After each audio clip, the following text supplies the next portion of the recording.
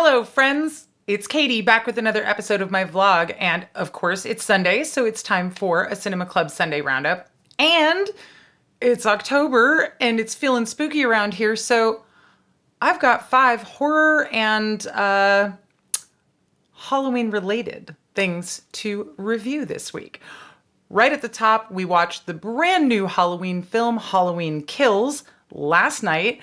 Of course, this movie came out, 2 days ago on Friday, directed by David Gordon Green, who also directed the 2018 Halloween movie.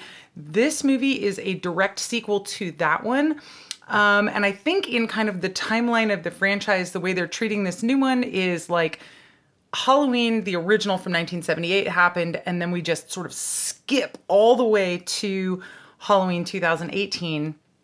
And then this new one, Halloween Kills, comes right after that one. So you're basically supposed to ignore, I think 10 movies worth of content and universe building, which, I mean, it is what it is. In a franchise this long, I think you kind of have to get into kind of alternate timelines and different paths through the franchise, because at a certain point, it's no longer sensible when you're on, the 12th movie in a franchise to say, oh, this whole thing follows as one continuous line that totally makes sense and there's no problem with that internal logic. So again, first Halloween movie, then you go to 2018, and then this brand new one, Halloween Kills. Initial impressions right off the bat, I'm really glad that we streamed this at home and only paid $5 for it instead of taking the whole gang out to the theater. I think that would have been a disappointment. I did enjoy the film as an entry into the Halloween series. I enjoyed the portrayal of Michael Myers. He's a little bit too, I don't know, he kind of turns into almost like an MMA fighter in a couple scenes in the movie where, historically his whole deal is he's just going to keep on stalking until he gets you. And he's really good at sneaking up on people and cornering people, but not so much like a 1-on-7 hand-to-hand combat type of situation. So that was a little off the wall. But other than that, I really liked his, I don't know if you even want to say characterization, because it's not like the guy has any lines or does anything besides being this unstoppable killing machine. But he's presented very effectively, scarily in this film. And I feel like it works with the general continuity line of the Halloween franchise story. Laurie Strode is in this one, but there's not nearly enough Laurie Strode.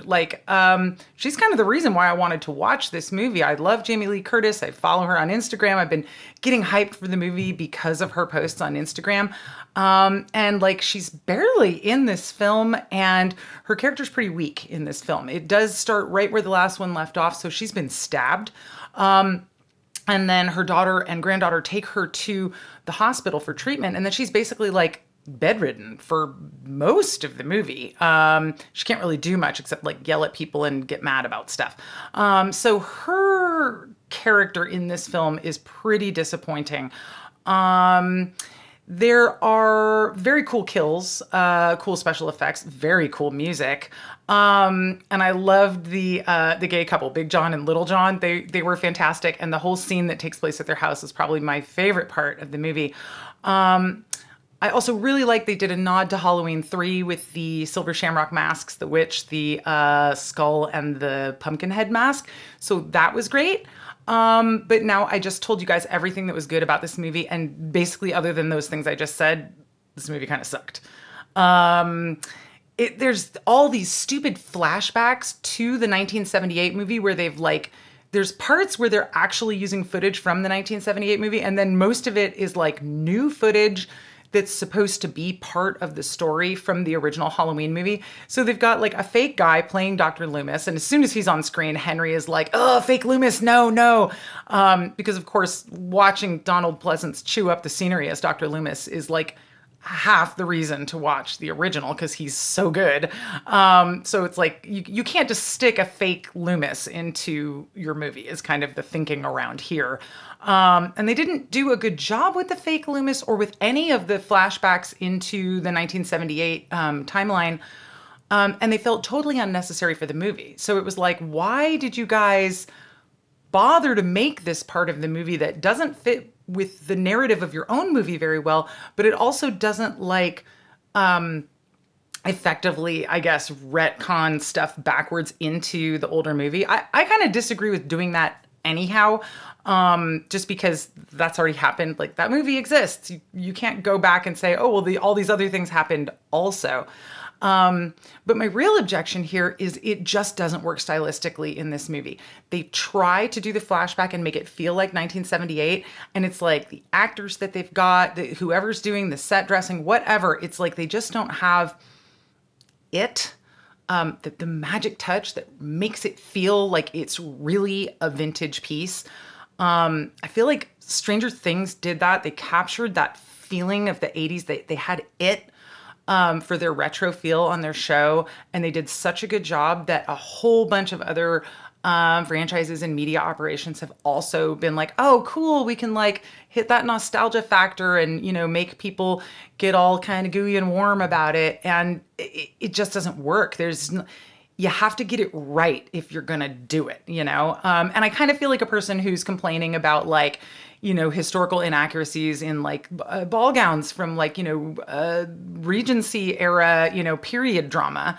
But like, especially if you're going to go, add something into a movie that's now 40 years old at this point, or add something to the story of that movie. They didn't adulterate the actual film, but if you're going to do that, you have to do it right, and you have to really position it correctly so that it feels authentic to your nostalgic audience. And hi, I'm a person who has a lot of nostalgia for the original Halloween movie, and it didn't work. So I felt like that was bullshit, and I felt like it was weirdly trying to shoehorn some stuff in that, like, they could have just had the characters just say it. There's like a scene in a bar, which is terrible, where the people who were the kids in the original Halloween movie are like, whoa, we're like toasting that we're the survivors of Michael Myers, and like, we've been through this horrible thing. And like, they could have just said all of it right then, just in dialogue, and not have to have this weird, like, try hard flashback thing that didn't work right. The other thing that didn't work right or fell really flat for me is there's a scene in the middle of the movie that takes place in a hospital where there's like a mob that's trying to kill Michael Myers, but they've got the wrong guy. And it kind of turns into this like the monsters are due on Maple Street, that episode of The Twilight Zone, where it's like, who's the real monster here? Is it that guy, or is it this mob of people that's just trying to kill the bad guy, and they don't even care if they have the wrong guy? It's like the director's trying to make a point there, but I'm here to watch a Michael Myers kills everybody slasher movie, like, not like get a big point about man's inhumanity to man, right? And so it had this kind of ham-fisted feeling, and it also felt like it was just wasting a bunch of the narrative time of the movie, where like some of the stuff was pretty cool and I wanted to see more of that stuff. And then it felt like half the movie was taken up with these sort of things. So on Halloween Kills. Ultimately, again, if you are a fan of the franchise, check it out. You're not going to regret watching it, but I don't think you should pay to go see it in a movie theater. Maybe a cheap ticket somewhere, but $5 to stream the thing at home. All right. It was worth my time to watch it, but not much more than that. Again, I did appreciate the nod to Halloween 3. Halloween 3 is one of my favorite films in the franchise, and we also watched that one this last week. So let's get into that. Halloween 3, Season of the Witch, 1982, directed by Tommy Lee Wallace. This is the oddball out of the entire Halloween franchise. It's the only one that doesn't have Michael Myers in it.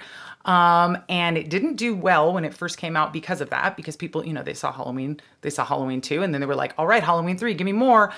But apparently in the beginning, what John Carpenter wanted to do was a whole anthology series where none of the Halloween movies were supposed to be linked to each other in one continuous story. And it was always supposed to be just a set of stories that all take place at Halloween. So Season of the Witch has nothing to do with the storyline from the first two, and it's this totally other, it's actually, I would call it a sci-fi horror movie instead of just a straight horror. But it's just so far off the rails of a regular Halloween movie. It's really worth watching. It's got pagan rituals, witchcraft, Stonehenge, robots. The whole thing is driven by the guy who's the architect of evil here is the head of a company that makes masks called Silver Shamrock. There's a horrible jingle that runs throughout the movie that if you watch this with kids, your kids will not stop singing the Silver Shamrock jingle. But he's selling these masks, and there's like a microchip in the masks, and there's going to be a special broadcast on TV at a specific time, and it's going to activate something. I'm not going to say what, because you should watch this one for sure. Way better than Halloween Kills. And there's going to be a special broadcast at 9 p.m. and all the kids are going to tune in and watch it, and then something's going to happen with those masks. And our heroes have to figure out what's going on with the masks and how to stop whatever's going to happen when this broadcast occurs.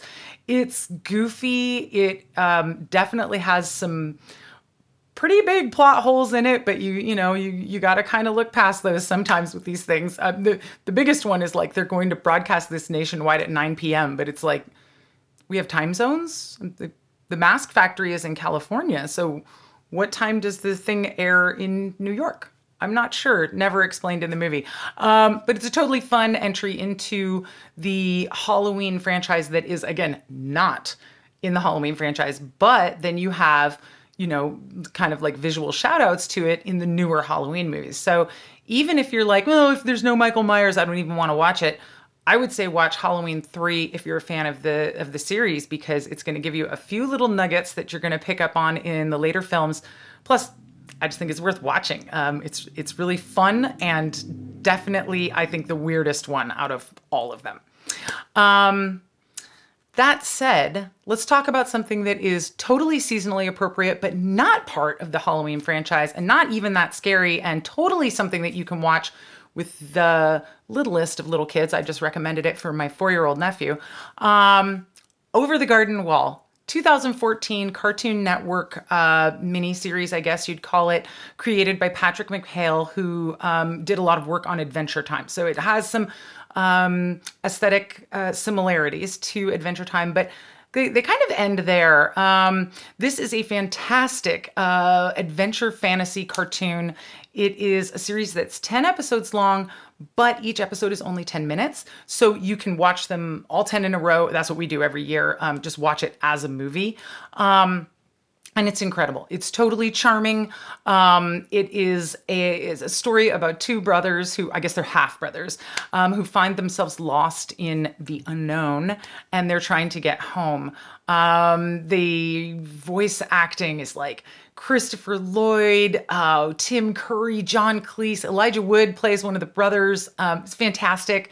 There are songs. There are all kinds of weird things, talking animals, witches, a beast in the woods, a mysterious old woodsman, talking and singing frogs, talking and singing gourd people, just a lot. And it all has this wonderful fall feeling over the top of it. It is set at Halloween. That's revealed at the very end of the story. But at the beginning, it doesn't have this overt Halloween feeling, but it's very fall themed. It is a tiny, tiny bit scary in a couple of parts, but the scariness is resolved positively or into something funny very quickly. So I think even with kind of the most skittish of kids, again, 4 or 5-year-old is like the limit. I wouldn't show it to like a 2-year-old necessarily, but like if you've got like, a 7 or 8-year-old and you're like, wow, I really want to like, have a special thing to watch at this time of year, but they're way too young to handle like proper horror. This is it. It is such a great cartoon. It's such a wonderful story. It's so funny. And it bears repeated viewing. Like I said, it came out in 2014. I think we didn't actually watch it the year that it came out. I think we didn't actually catch up with it until the following year, but we've watched it every year since. Total family favorite. The kids know the entire thing backwards and forwards. They know the words to the songs, all the great quotable lines, everything. So 1000% recommended, 10 out of 10, required viewing for everyone. But again, especially if you have littler kids that want to get into the Halloween mood with some cool cartoons, but you don't want to show them something too scary. Over the Garden Wall is absolutely perfect, and I think you guys will love it. I'm like, please, please, please, just everybody who is hearing me say this right now, if you've never seen Over the Garden Wall, check it out. Just watch the first episode. Invest 10 minutes in this. I bet you will want to watch the other 9 because it's that good. All right? All right. And then speaking of getting little kids into horror, we get the question a lot, how did we get our kids into horror? What was kind of the less scary stuff that we showed them at the beginning to pique their interest? And the answer is the classic Universal monster movies. We started our kids at basically the youngest age that they could kind of comprehend watching these movies on Frankenstein, Dracula, The Creature from the Black Lagoon, The Invisible Man, the Wolfman, and The Mummy. I will say The Mummy is the most boring out of all of them from like a speed at which the plot develops and kind of an action perspective. But you can't go wrong if you start with Frankenstein. Frankenstein is, I think, Sean's favorite of all of the classic Universal monsters, and I believe that the monster is Sean's favorite monster. I don't want to speak for him, so he can correct me if I'm wrong down in the comments. Please do weigh in, Sean, if I have this wrong. But Frankenstein, 1931, directed by James Whale, starring Boris Karloff as the monster, a completely iconic performance, which is copied and repeated and referred to throughout history ever since the movie came out, which, reminder, 1931, that was 90 years ago at this point. This film holds up incredibly well. It is just supremely watchable, I think, for, again, people of all ages. Under age 5 might not be able to follow the plot that well, but man, this movie, you guys, it's one of my absolute favorites, and it's just iconic. It's been copied and referred to so many times. It's got at least 7 sequels made by Universal, and then you've got Young Frankenstein, Frankenweenie, Herman Munster. I mean, just the list goes on, and it all comes from this one performance by Boris Karloff as the monster. Colin Clive is also great as the mad scientist. He's like setting the mold for like what is a mad scientist. There are so many amazing scenes in the film, but as I was watching it, I was once again struck by the life-giving scene where Colin Clive does his incredible, performance of "It's alive, it's alive." I'm not even going to try to do the way he does it. It's incredible. It's an unbelievable movie. So maybe you know Frankenstein, or you think you know Frankenstein, but you've never seen the original film. Or maybe you've seen the film, but you haven't watched it in a while. I'm going to invite you guys, go back and watch it again. A 90-year-old movie that holds up so incredibly well today. It's unbelievable to me. And it is just this, like I said, completely iconic masterpiece that has been copied and just influencing so many things for the last 90 years. You can barely throw a rock at a horror anything without, hitting something that Frankenstein touched. So please, see Frankenstein. You won't regret it. We also decided to branch out on our Frankenstein viewing this year and went for Frankenstein Meets the Wolfman, which is from 1943. It is the 5th Frankenstein movie, and I believe the 2nd Wolfman movie, directed by Roy William Neill, starring Lon Chaney Jr. as the Wolfman, reprising his role. This time Bela Lugosi plays the monster. Karloff had retired from playing the monster at this point. And Bela does a pretty good job, but it's hard to fit into those Frankenstein-sized shoes, right? I did read in my research for this vlog that originally it was planned for Lon Chaney Jr. to actually play both roles, the Wolfman and Frankenstein, but it was going to be too hard for him to sit through all the different makeup applications and everything, as well as playing 2 different roles. So they gave the role of the monster to Bela Lugosi instead. We also have Maria Uspenskaya, who plays the old gypsy woman in the original Wolfman. She comes back and reprises that same role in this film. And it's cool because she has a much bigger part this time, and she's one of my favorite parts of the movie. So definitely worth watching, just at least for her role. The plot is a little weird. Some guys I think they're like grave digging at Larry Talbot's mausoleum, and they open up up his tomb, and Wolfman's not really dead because, of course, he can't kill him. And so he's been brought back to life by these guys, and he just hates being alive because he hates being the Wolfman. And so he's looking for a way to die. And he gets like hold of a rumor that he needs to go talk to Dr. Frankenstein about using some of his lab equipment to like shock himself and, you know, like reduce his body's capability of being super strong or whatever, to the point where he can then be killed. I think I might have got that wrong, but anyhow, so then they like have to travel. They go to Germany and they go visit with, you know, Frankenstein's dead, but there's some relative of his, or there's a new scientist, and then there's a female character who's part of the Frankenstein family, and they figure out how to use the equipment, and they hook up the monster and the Wolfman both to the Frankenstein equipment. And what they're going to do is like drain the Wolfman's life force and put it into Frankenstein. But then like the doctor at the last second gets like a God complex, which always happens with these Frankenstein characters because they think they're God. And he like reverses the polarity or whatever and does the opposite of what he's supposed to do and makes the Wolfman super strong and makes Frankenstein super strong. And then they come off the machine and they're going to have this huge battle with each other, and you get all excited. And then the battle is over in like 3 minutes, and it's the end of the movie. And it's just like, what?